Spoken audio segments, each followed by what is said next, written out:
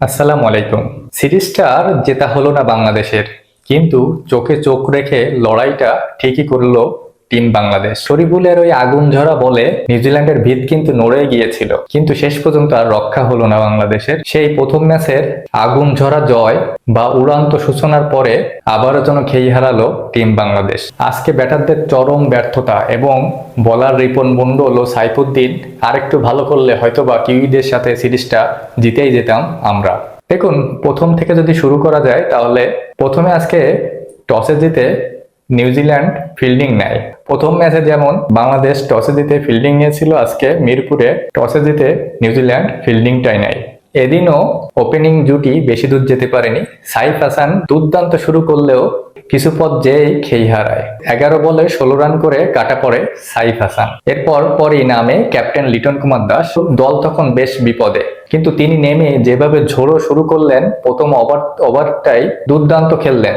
একটা 4 একটা 6, প্রথম ওভারে নেমেই তিনি 12 রান তুলে নিলেন। কিন্তু অপর প্রান্তে তানজিদ হাসান তামিম তিনি আবারও হতাশ করলেন।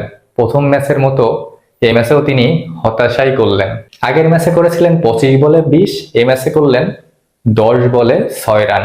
খুবই খারাপ অবস্থা। পঞ্চম ওভারে তানজিদ হাসান তামিমের সাথে সব থেকে বড় বিপদটা ডেকে আনে পারভেজ হাসান ইমন। তিনি মারেন গোল্ডেন ডাক। ওই হুক শটটা খেলে তিনি যে কি প্রমাণ করতে গেছিল আমি কিন্তু জানি না। ওই বলটা তিনি ছেড়ে দিতেই পারতেন।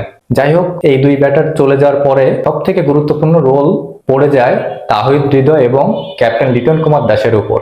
এই দুজন কিন্তু ভালোভাবেই সামলাচ্ছিলেন কিউই বোলারদের, কিন্তু বৃষ্টি বাগড়া দেওয়াতে খেলা বন্ধ হয়ে যায় 7 ওভারের পরপরই। এরপর রোদ বৃষ্টির মিশেলে যখন খেলা আবার শুরু হয়, তখন কাটেল ওভারে 15 ওভার খেলা গড়ায় বাংলাদেশ। কিন্তু দুঃখের বিষয় হচ্ছে এই 15 ওভারও বাংলাদেশ ব্যাট করতে পারেনি। বাজে ব্যাটিং লাইন আপ শেষের দিকে কেউই দাঁড়াতেই পারলো না। লিটন কুমার দাস এবং তাহিদ হৃদয় ব্যতীত আর কেউই দাঁড়াতে পারলো না। শামীম হোসেন পাটোয়ারি, যাকে নিয়ে গত কয়েকদিন এত মাতামাতি, সেই শামীম হোসেন পাটোয়ারি আজকে খুবই হতাশ করলো, খুবই হতাশ। অবশ্য তাকে আর কি দড়ি দিব, কারণ তিনি যেখানে ব্যাটিং করে সেখানে এরকমই, হয়তোবা হিরো হবে, হয়তোবা তিনি জিরো হবে।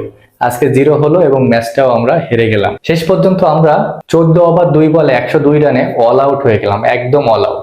জবাব দিতে নেমে কিউইরা ভেবেছিল যে খুব তাড়াতাড়ি আমরা ম্যাচটা হয়তোবা জিতে যাব, কারণ রান রেট ছিল একদম ধরাছোঁয়ার ভিতরে। কিন্তু শরীফুলের তাণ্ডবে পুরো মাথা নষ্ট হয়ে গেল তাদের। টিম রবিনসনের যে বলটা করলো শরীফুল, দুর্দান্ত বল করলো, এবং তারপর কার্টি ক্লার্ক, ডেভন ক্লেভার তাদেরকে সাজঘরে ফিরিয়ে বাংলাদেশকে যেন একটা জয়ের আশা দেখাচ্ছিল এই শরীফুল ইসলাম। কিন্তু কথাই আছে না, মানে জিততে জিততে হেরে যাওয়ার মতো। বাংলাদেশের তো এমনই হয় যে প্রতি ম্যাচে আমরা জিততে জিততে হেরে যাই। প্রথম ম্যাচটা একটু এক্সক্লুসিভই হয়েছিল, এমন ম্যাচ সচরাচর কখনোই বাংলাদেশের হয় না তেমন।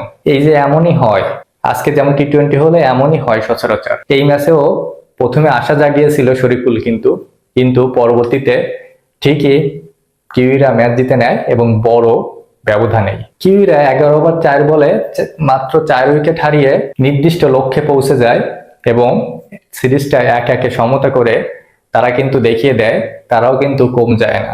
যতই বি টিম হোক, তারা কিন্তু কম যায় না। এই টিমটাও যথেষ্ট প্রতিভা আছে এবং যথেষ্ট এই টিমে দক্ষতা আছে। তাই আজকের এই ম্যাচটা বাংলাদেশের জন্য অবশ্যই শিক্ষণীয় হয়ে থাকবে।